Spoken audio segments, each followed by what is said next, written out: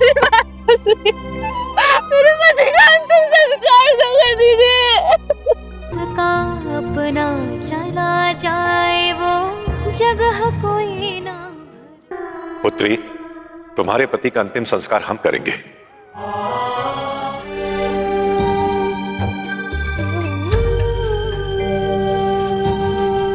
चलो पुत्र।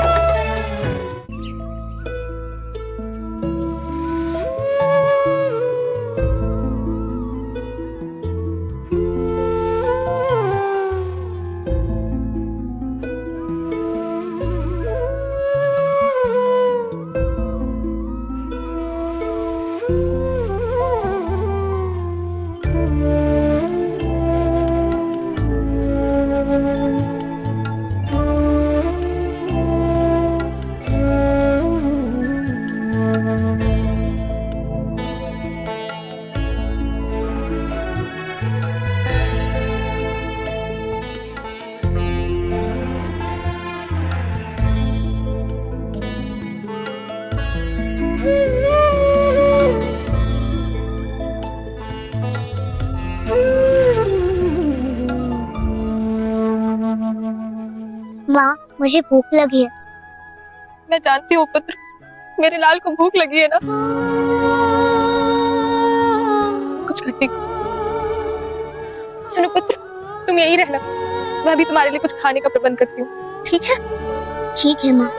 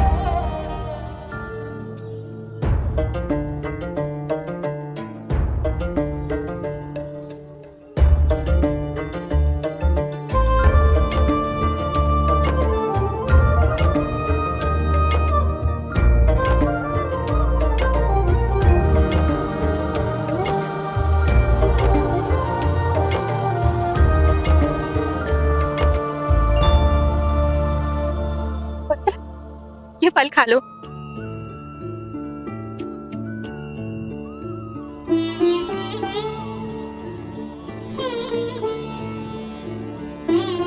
माँ, आपने भी खाया?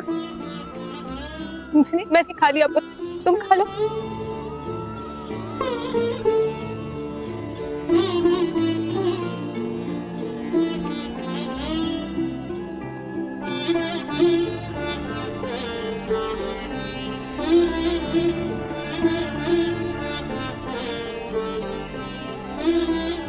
मुझे शीघ्र ही नाभा के लिए जल का प्रबंध करना होगा।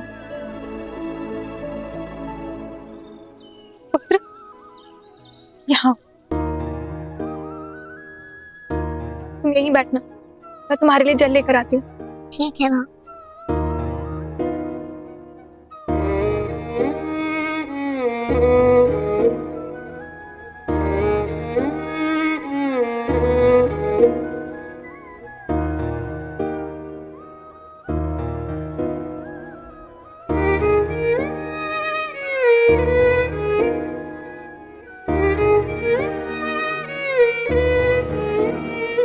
इतनी देर हो गई, माँ अभी तक क्यों नहीं आई?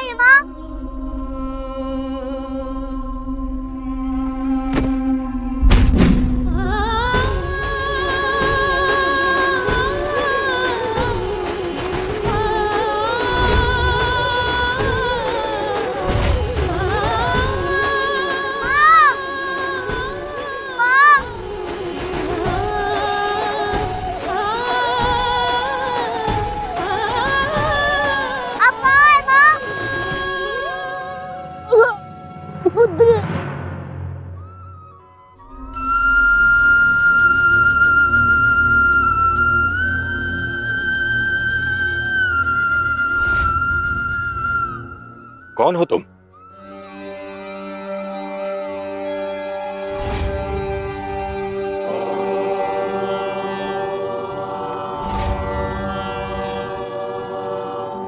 जो आप वही मैं हूँ। यदि आप शरीर हैं तो मैं भी वही शरीर हूँ। उन्हीं 5 तत्वों से बना शरीर, जिन 5 तत्वों से आपका शरीर बना है। और यदि आप आत्मा हैं तो मैं भी वही आत्मा हूँ जिसमें परमात्मा का तत्व जुड़ा हुआ है। बालक, इस जंगल में तुम अकेले क्या कर रहे हो? तुम्हारा कौन है? जो सबका है वही मेरा है।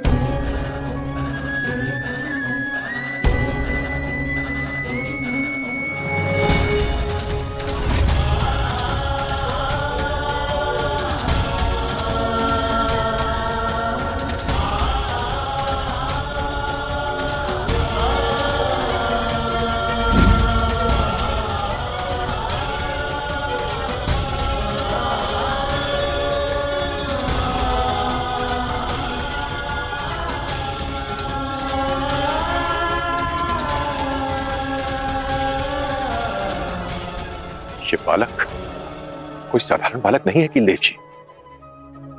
इतनी गंभीर बातें और द्वैत अद्वैत का सत्य इतनी छोटी आयु में किसी को ज्ञात होना अत्यंत दुर्लभ है।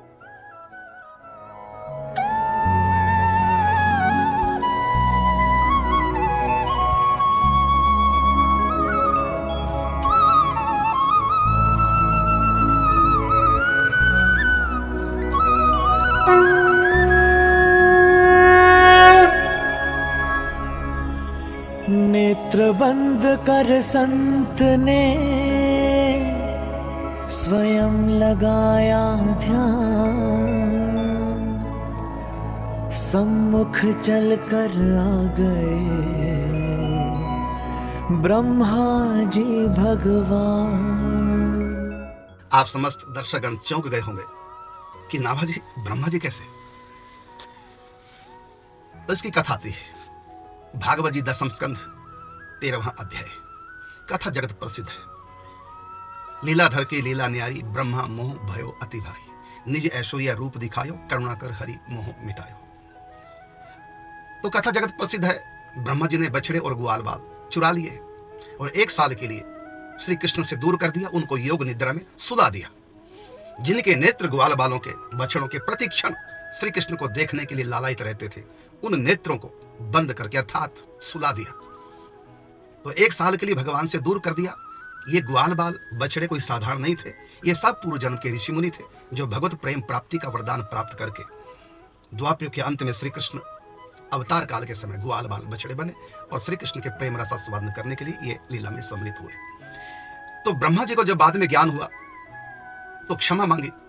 भगवान ने कहा ब्रह्मा जी से, ये सब ऋषि मुनि थे, भक्त थे मेरा प्रेम प्राप्त करने के लिए अवतार लिया था इन सब ने, और तुमने 1 साल के लिए मुझसे दूर कर दिया और इनको सुला दिया।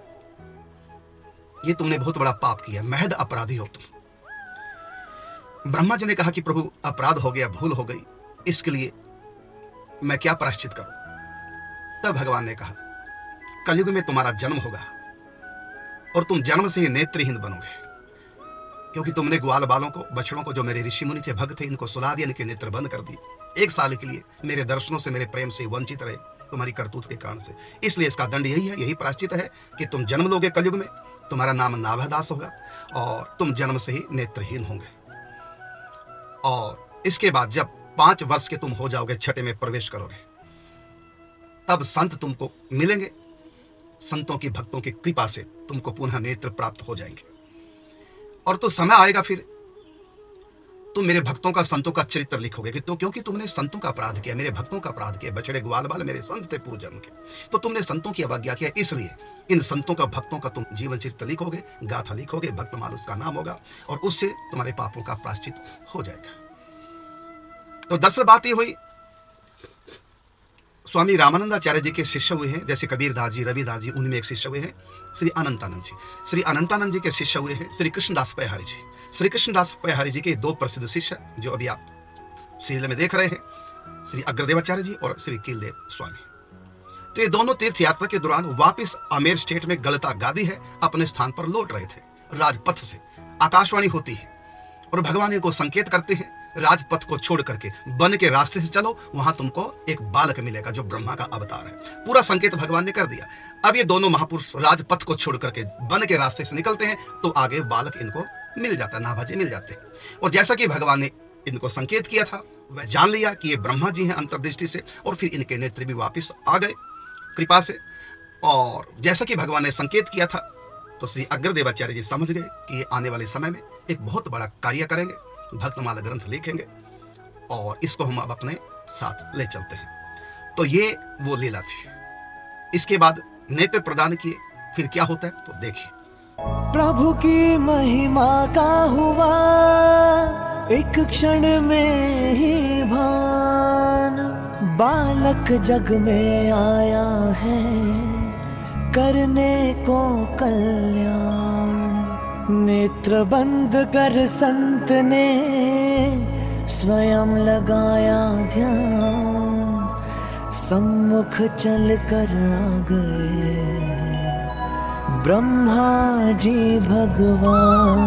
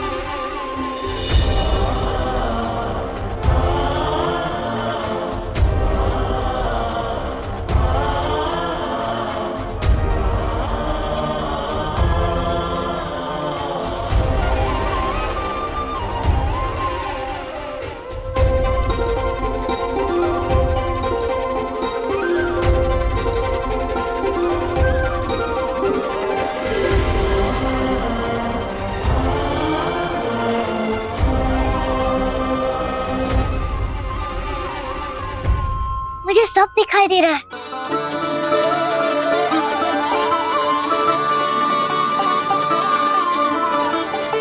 मैं सब देख सकता हूँ।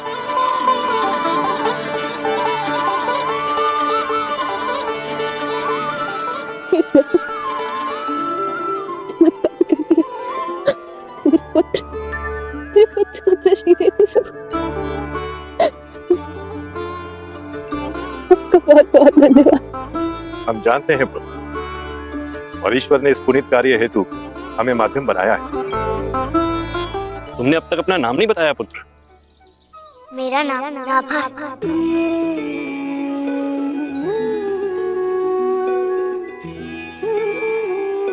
नाभा, इस संसार में तुम किस लिए आए हो अभी तुम्हें इसका भान नहीं है पुत्र, इसलिए तुम हमारे साथ हमारे देश चलो, वहीं तुम्हारे जीवन का विस्तार होगा पुत्र।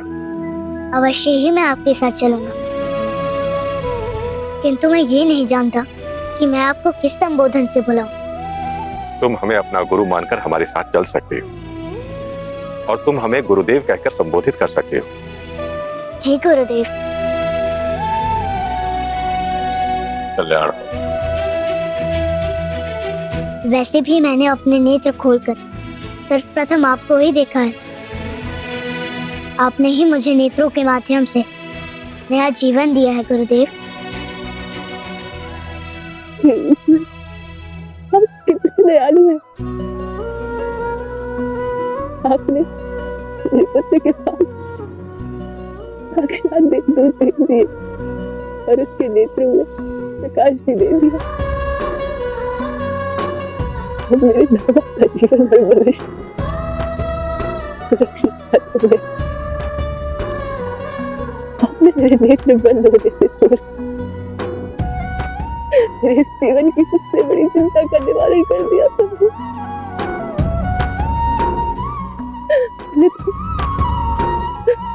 मेरी मृत्यु के पश्चात भी मेरी इस आत्मा को कभी मुक्ति नहीं मिलती, किंतु अब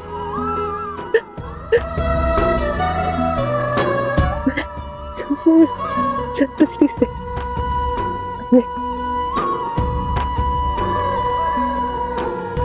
अपने प्यार त्याग सकती। किंतु आप यहाँ किस लिए आए हैं गुरुदेव? कदाचित ये भी ईश्वर की ही इच्छा है पुत्र। गुरुदेव, मेरी माँ मेरे लिए जल लेने गई है और वो अब तक नहीं लौटी। किंतु ये तो चिंता का विषय है पुत्र, और ये बात तुमने हमें पहले क्यों नहीं बताई? क्योंकि यहाँ तो निकट किसी भी क्षेत्र में जल नहीं है। घबराओ मत पुत्र, हमें लगता है तुम्हारी माँ इसी जंगल में निकट ही कहीं होंगी। चलो हम उन्हें खोजते हैं।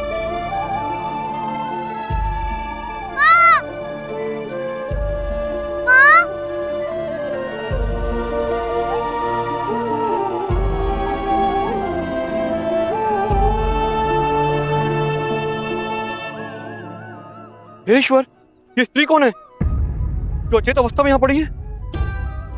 हे परमात्मा,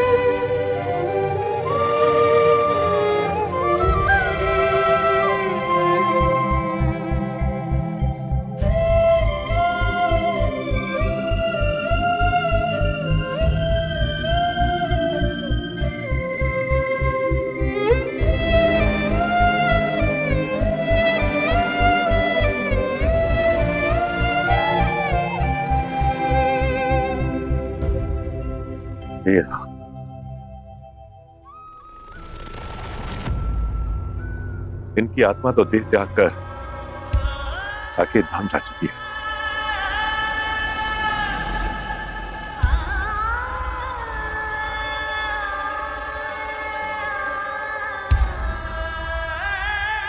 पुत्र, कहीं ये तुम्हारी मां तो नहीं है? मुझे इसका भान ही नहीं है गुरुदेव। मैंने अपनी माँ को कभी नहीं देखा है।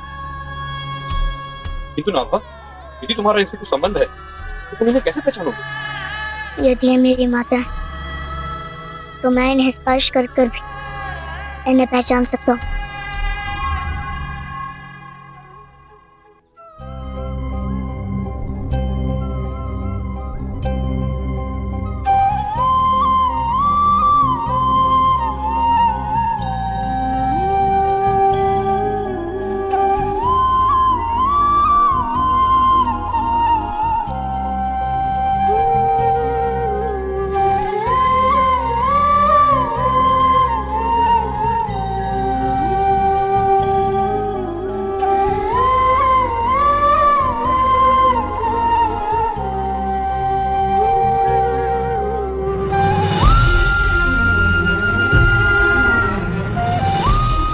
गुरुदेव, ये तो मेरी ही माँ है।